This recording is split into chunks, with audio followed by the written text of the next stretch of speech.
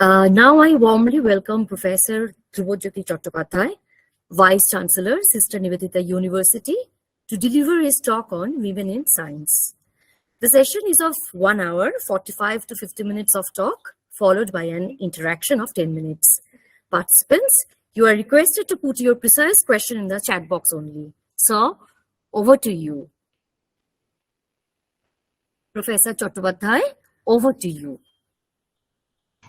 Yes, thank you very much. And I'm indeed very much indebted to the Lady Brabourne College, particularly to the principal, as well as the members of the team who are organizing this. I think 7 days is quite a number of days for having this workshop. But it's very important because the topic itself is very important. And I just want to mention that this topic you have chosen, and today myself going to present on the women and science, is something which I feel is very, very, very relevant also. I just want to first mention that researchers, they can only speculate about the relative roles of men and women thousands of years ago as they made shelters and clothing, tamed fire, domesticated animals and plants prior to the great civilization of early Greece and Rome. Now, women are known to have practicing medicine in ancient. Now, I'm just sharing my PPT. Can you have a look at it? Everybody can look at this. Hello. Yes, sir. Yes, sir. We can see it. Yes, it's okay. Visible. All right. So this is actually the one which I'm actually going to present. And here, if you look at this particular slide, you can see it's not secret that science and gender equality are not on the best of terms. Even in the modern day, women are still heavily underrepresented in fields pertaining to science and technology. And the picture of Ada Lovelace, the mathematician, and who invented the concept of code programming, how many of us know about her? The actress Hedy Lamarr was also a mathematician and the inventor of frequency hopping spread spectrum, a technology still used for Bluetooth and Wi-Fi. We know about it. The gorgeous lady, and she's credited with designing the very first computer program. Yes, sir, we know about it. The Rosalind Franklin, her story itself said that how much she was actually deprived. She used the X-ray crystallography to discover the structure of DNA. But whenever we're talking about the structure of DNA, we normally used to say the Watson and Crick, who received the Nobel Prize. Katherine Johnson, Dorothy Vaughan, Mary Jackson. So I found that particularly in the mathematics field, the programmers and engineers, these three ladies had key roles in first moon landing. So the Nichols, former NASA ambassador and Star Trek actress, she said, science is not a boys' game, it's not a girls' game, it's everyone's game. Now, if you look at the history of women in science, now prior to the great civilization of early Greece and Rome, as I mentioned earlier, women are known to have practiced medicine in ancient Egypt. But by the time that the Roman Empire reached its dying days in the 4th century, see, a woman, Hypatia of Alexandria, had emerged as a symbol of learning and science. Nivedita, who lived sometimes around 2700 to 2500 BC, is prescribed on a tomb as a chief physician. The chief physician. So if we just come a little bit our 18th century, the 18th century and women in science, we look at the Newtonian physicist Laura Bassi was appointed to professorships in the University of Bologna, Italy, in both anatomy and experimental philosophy, making her the first woman in the world to hold such posts. So you can see a physicist, anatomy, experimental philosophy. So cross-disciplinary is there at that time. Pope Benedict XIV awarded the mathematician Maria Guccini Agnesi a professorship, which she held in an honorary capacity at the same university. The 18th century women in science, like Emily Duchal, carried out some of her most influential work in the 1730s, and Sophie Germain, who was prominent in the late 1700s and early 1800s, enabled them to work independently and receive the recognition of their male peers. Going to German-born British astronomer William Herschel, made his sister Caroline Lucretia Hershey his chief assistant. Caroline performed calculations for her brother's studies, discovered several comets on her own, and published a comprehensive revision of the star catalogue. So all these things are being reflected in the 18th century. Similarly, when we looked at the 19th and 20th century, the Elizabeth Blackwell, the National Women Physicians' Day in his name, 1821 to 1910, is the first women graduate medicine in the United States. Sofa Vasilieva Kovalanevskaya was the first woman in modern Europe to earn a doctorate in mathematics, was prohibited from studying at universities in her home country. She earned a degree at an university in Germany and was later elected a full professor of the University of Stockholm in Sweden. Patton Stevens Fleming and Annie James Cannon, who classified stars for American physicist and astronomer Edward Pickering at the Harvard College Observatory. Some examples of the 19th, 20th century women in science. Similarly, the British botanist and geneticist Rebecca Saunders and British biochemist Muriel Weldell contributed to the foundation of modern genetics through their work with British biologist William Betson at the University of Cambridge in England. The celebrated partnership between Polish-born French physicist Marie Curie and her husband Pierre Curie led them to share the 1903 Nobel Prize for Physics, and it was only the third year the prizes were awarded. Now, during World War II, and women in science, if we just look at, the Isabella Curley developed processes to isolate plutonium chloride from impure plutonium oxide while working on the Manhattan Project.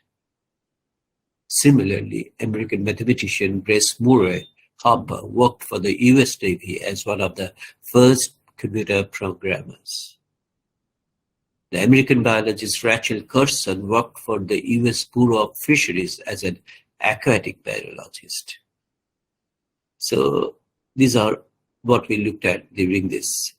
But in the beginning, in the 1960s, when the women's movement in the 20th century was nearing its peak, women campaigned for and finally won equal rights in education and employment. And in the early 21st century, in the United Kingdom and the United States, nearly 50% of medical degrees and doctorate degrees in the biomedical sciences were awarded to women. So here you can see 50% of medical degrees and doctorate degrees being awarded to women. So the first decade of the 21st century proved a watershed for women scientists. Now, if you look at the 21st century and the women in science, Nobel laureates, I just wanted to show a couple of the examples. Now, Australian-born American molecular biologist and biochemist Elizabeth Blackburn Then the Israeli protein crystallographer Ada Yonat for chemistry, American molecular biologist Carol Greider for physiology of medicine. The Nobel for Physiology of Medicine was later awarded to Norwegian neuroscientist May-Britt Moser and Chinese scientist and phytochemist Tu Youyou. The year 2018 was specifically notable as Canadian physicist Donna Strickland became the third woman to win the Nobel Prize for Physics, and American chemical engineer Frances Arnold became the fifth woman to receive the prize for chemistry. Now, I shall move on to the women in science in India. I specifically not mentioned these things while discussing about the previous slides because I wanted to a little bit more focus on this. Anandibal Gopal Rao Joshi was the first Indian women physician and the first woman to have graduated with a 2-year degree in Western medicine in the United States.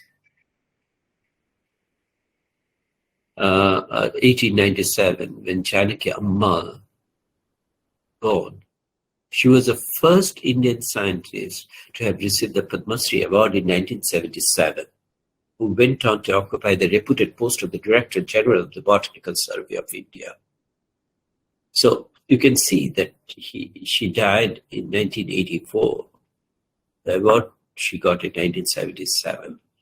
And you know that from 1897, the path of Janaki Ammal was really something which I thought that I may present before you with a video presented by our faculty members and students of our university. Let me move on to that video. So Kamala Soni was the first. Actually, I shall show the video of Kamala Soni. Was the first Indian woman to get a PhD in its scientific discipline. She was denied admission by C.V. Raman in Indian Institute of Science because she was a woman. Kamala Soni was the first Indian woman to have bagged a PhD degree in the scientific discipline. She applied to ISC for a research fellowship and met the rejection merely because she was a woman. But she was the first female student of Professor C.V. Raman, who was the then IISc director, by convincing him that she will work with him. Due to her excellent performance, Raman gave her permission to pursue further research. Kamala Soni discovered that every cell of a plant tissue contained the enzyme cytochrome C, which was involved in the oxidation of all plant cells. So I was just wrong. I just want to show the video on Kamala Soni's life, prepared by our faculty members.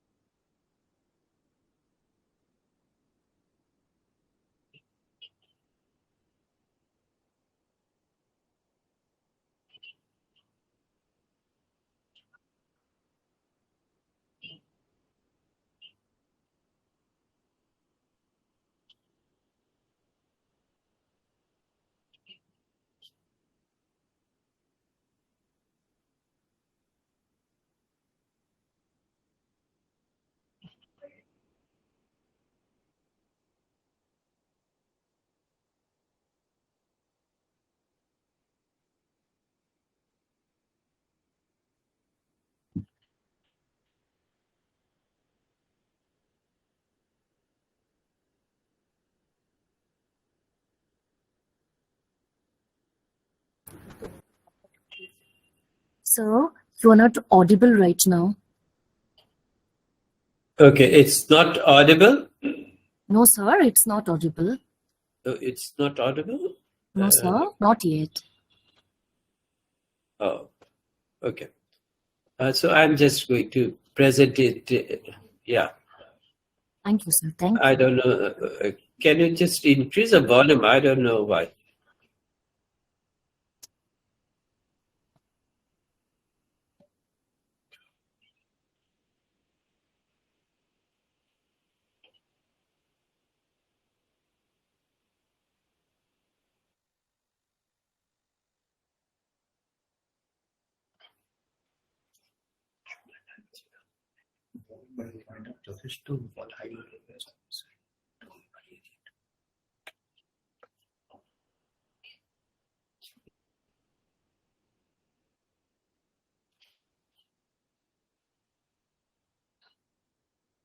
Can you hear now?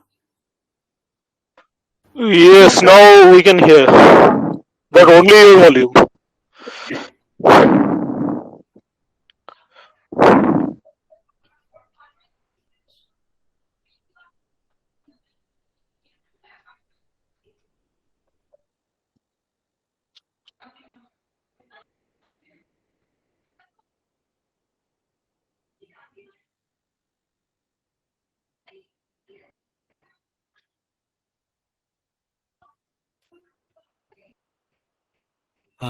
Actually, she published the paper in Nature in 1939, cytochrome oxidase in flowering plants. And that is actually one of the paper which has been recognized as the original paper. And you know that after that, what happened, that she went, actually she worked with Professor Hill, and then she published another paper, which is actually the cytochrome oxidase in higher plants from the University of Cambridge. And, later on,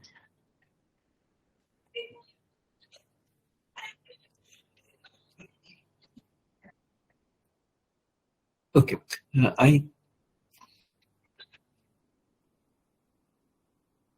there is some problem with the video itself because I have to click and get it.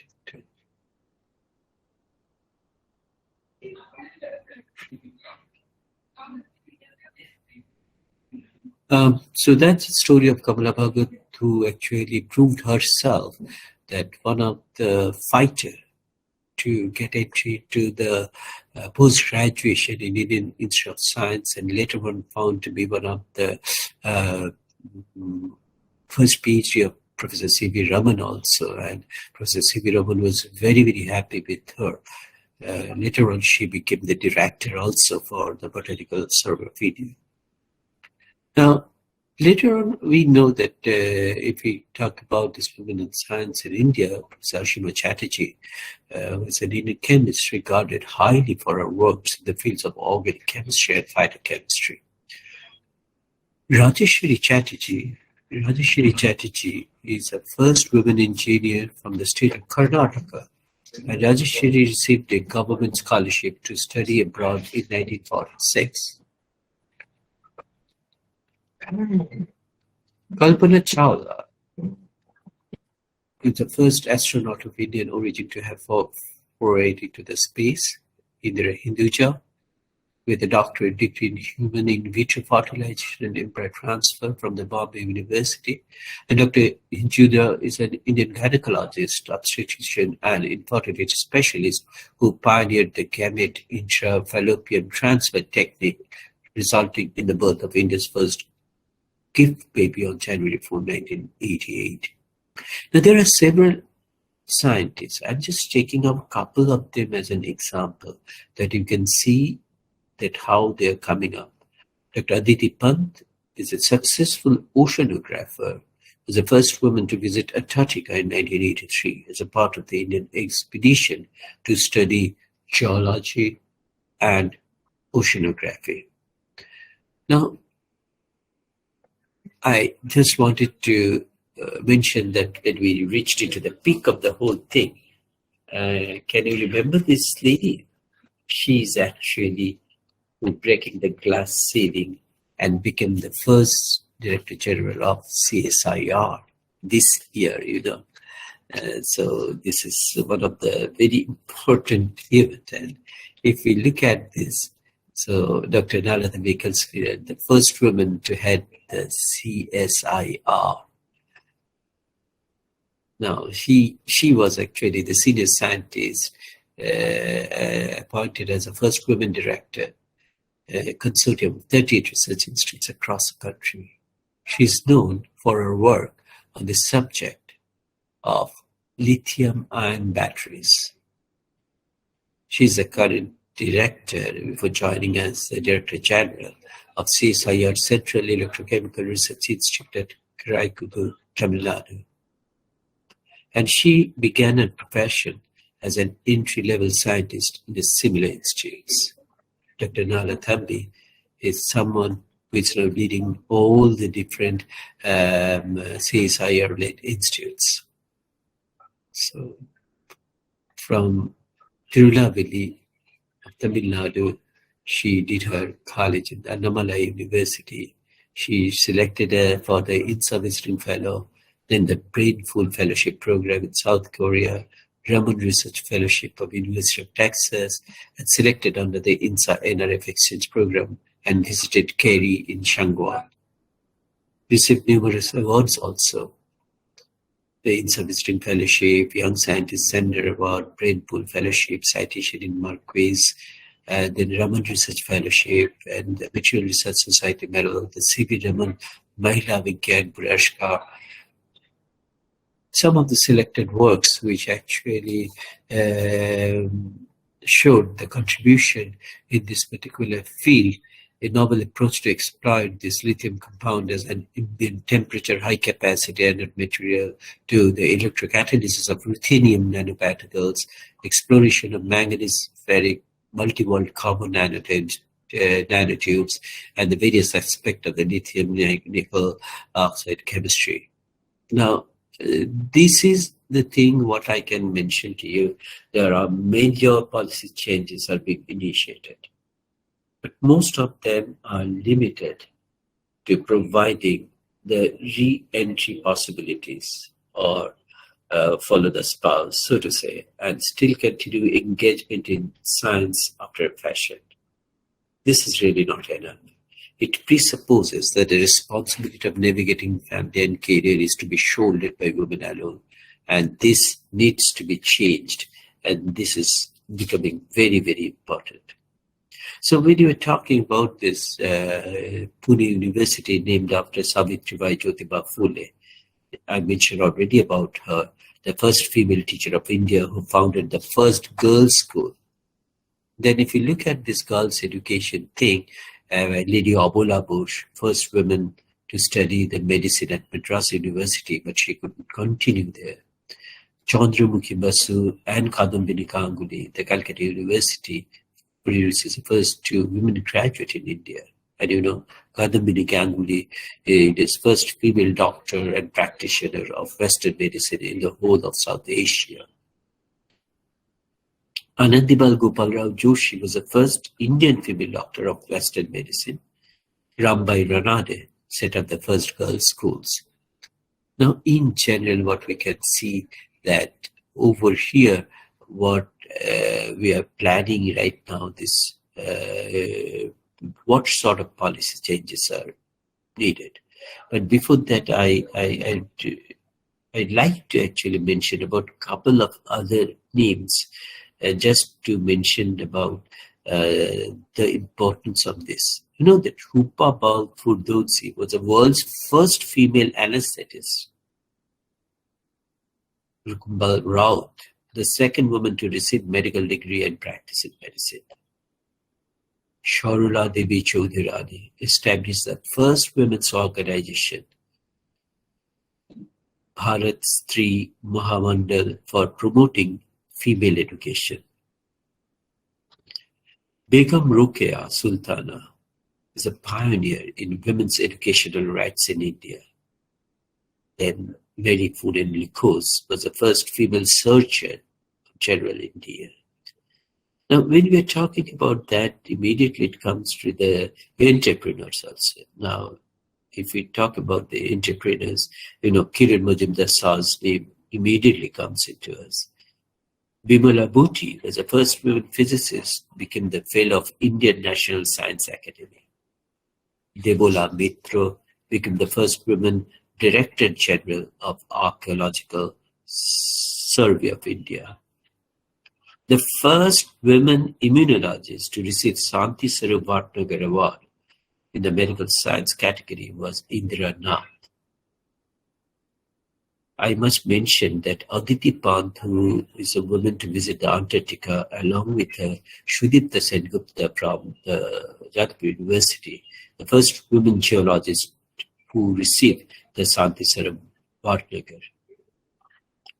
The CSIR Director General I just mentioned, but you know, the first women Director General of ICMR was G.V. Satpurvati.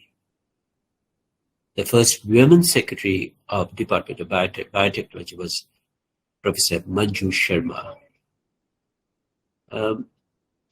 In that particular respect, I also want to actually give this particular information that when we talk about the one, you know, the first women computer scientist and director of the Indian Statistical Institute is Shangamitra Bandyopadhyay. The Soma Swaminathan, you know, the first Indian to become the WHO's Deputy Director General, and also its first chief scientist was earlier was ICMR Director General. The Gagandeep Kaur was the first woman to be elected as a fellow of the Royal Society.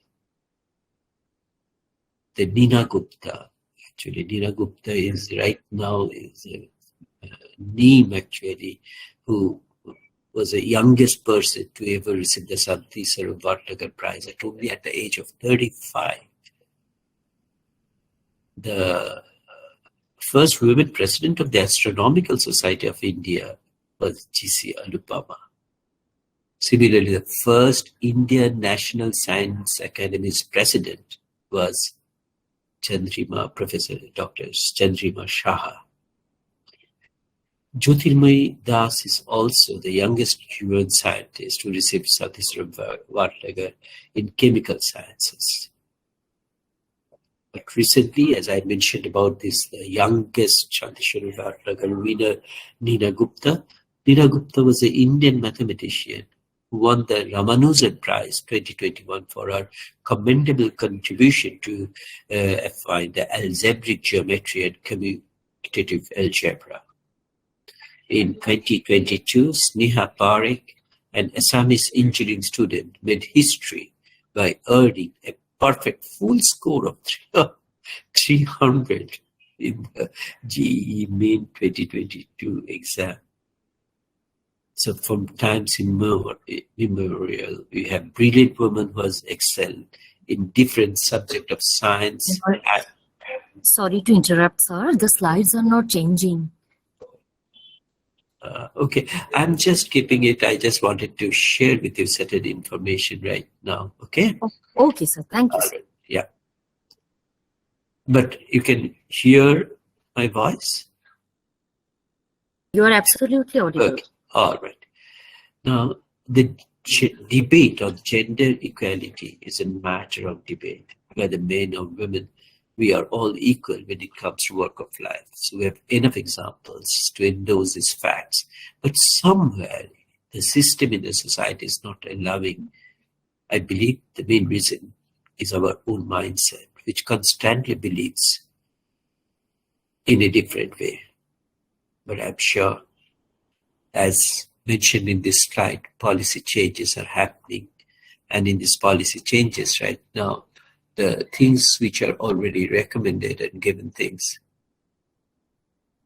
in many places, we are talking about good crash, high priority to young couples for on-campus housing, proactive hiring policies, encourage and reward the excellence shown by women, and improve the work climate, including the harassment issues. And all these things are actually right now people are looking forward to. Now, when we are talking about, we've been living in an era with plenty of opportunities and information at our fingertips. Even the world's mightiest emperor did not have this level of luxury in terms of information and entertainment. The news can be created in seconds and spread in microseconds, and entertainment can be accessed anywhere, anytime. So this is an era of convergence, where each domain is converging with other, from social media like metaverse to education, the education multiverse, finding a greater meaning to their existence. Let us also remove this age-old stereotype debate and converge our ideas irrespective of gender, and believe you, me, only if we can do that, we can move exponentially as mankind, as male and female are two dimensions of the same energy. And hope we can say someday that topic should not be women in science or women men. It should be the science and mankind, which should mark the joint achievements of mankind in science. And in general, for that, we have to do the gender audit.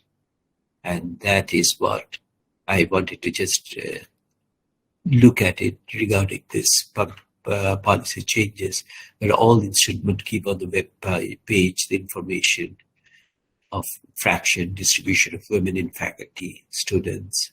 It should be required to set up graduated goals after determining their feasibility. The goal need to be specific to sectors and disciplines. The 2 points I found is very, very important. The lack of numerical representation is the symptom, and achieving numerical targets does not mean problems are solved. Achieving the goals will be necessary, but not sufficient. And the goals need to be specific to sectors and disciplines. Now for this, it is necessary to think of mechanisms which change this mindset and allow to navigate this early period without having to take a break if women so wish.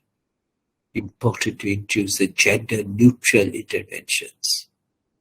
It is necessary to continue analysis of the situation to identify crucial policy changes, involve the women in science and making these policies. There are some examples already I mentioned about that there are reflections of that. But some changes need to be mandated by government, but in some cases, the institution have to come out to charter these new paths. Happening, but not enough. So my personal remark, the level playing field at all levels. By and large, need to provide level playing field for women, and the rest will take care of itself. Very little of that level playing field comes from policy changes. We want excellence always works as a little bit of wind. The senior study, the performance index for women almost 1.5 to 2 higher. There is a Swiss study published in Nature which proves the same. Miranda Freaker's comment, epistemic injustice. And awareness of this in the community is needed.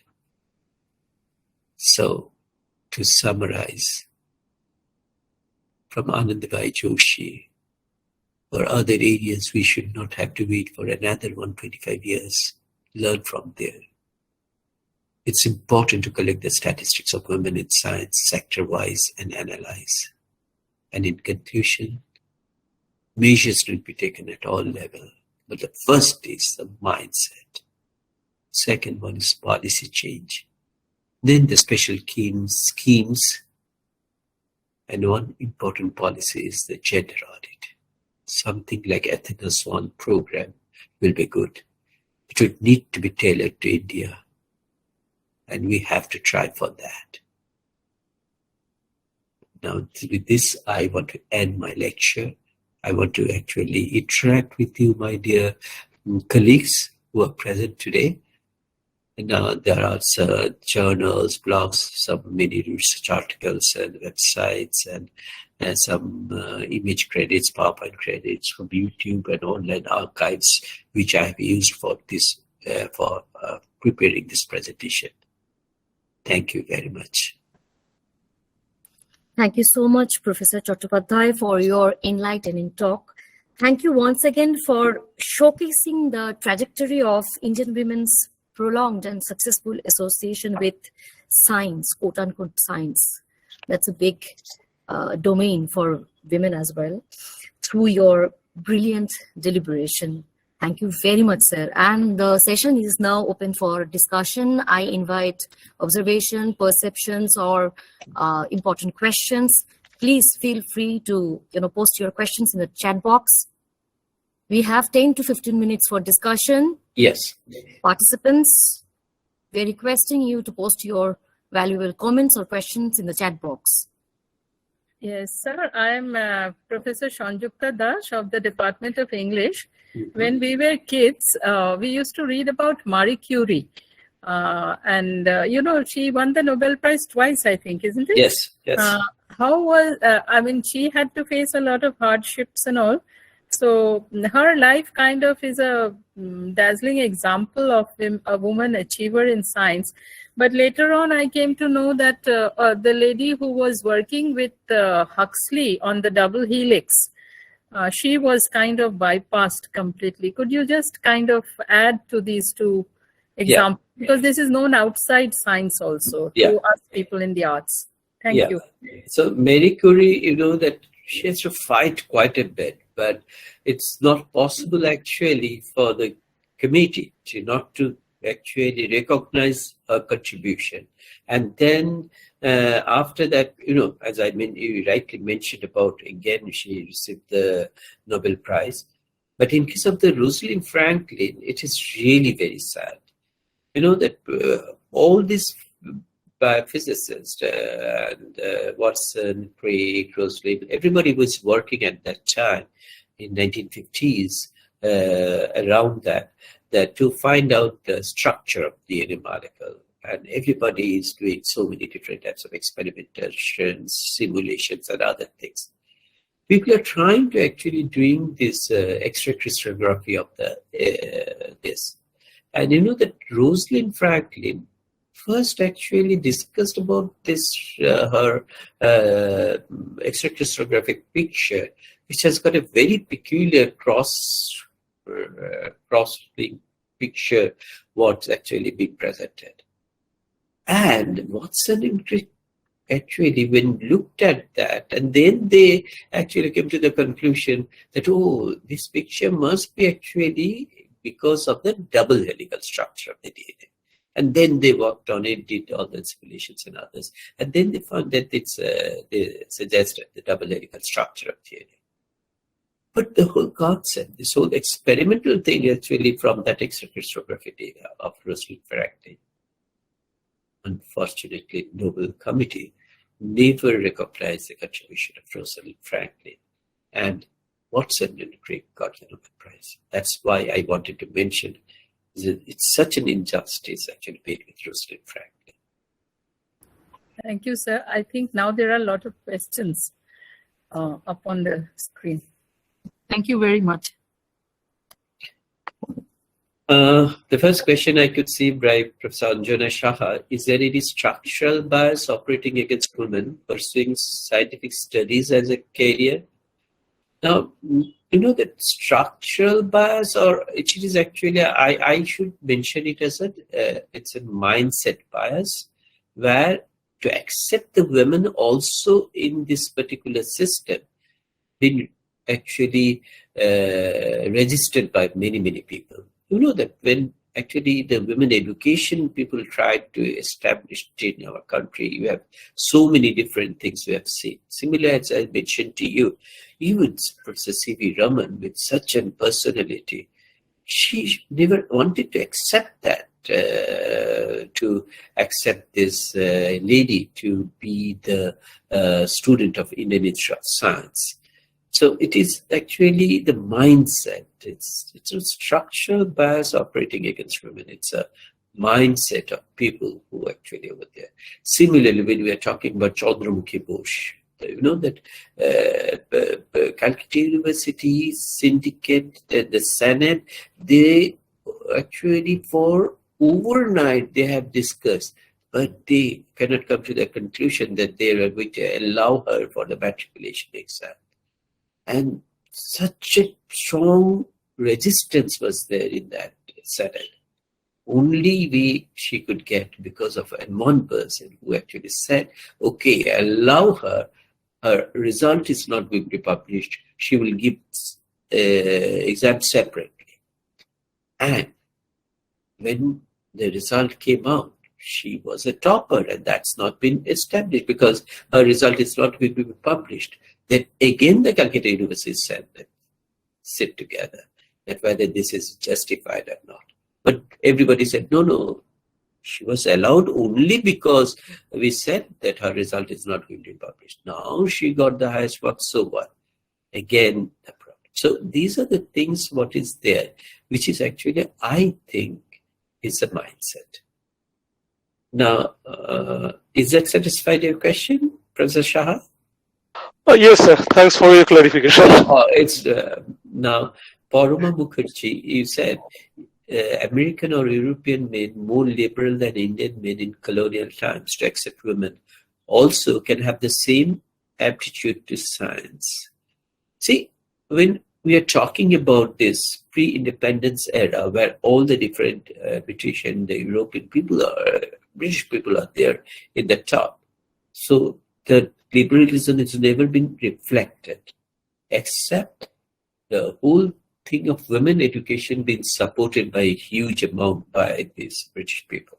But when we looked at the American or European history also, there also we could find out that there is a huge resistance. So it is not that there also, but the mindset been changed earlier than what we have seen in our country. Thank you, sir. Thank you so much. Any other question?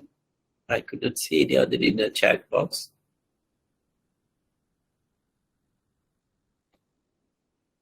Any other question?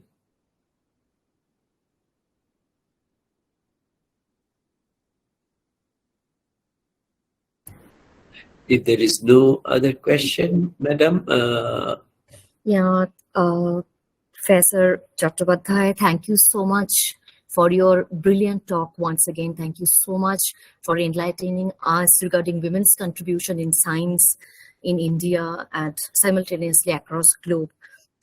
Thank you so much for being here with us, for giving your precious time. Thank you, sir. thank you. Most welcome, and thank all of you for your patience. Namaskar.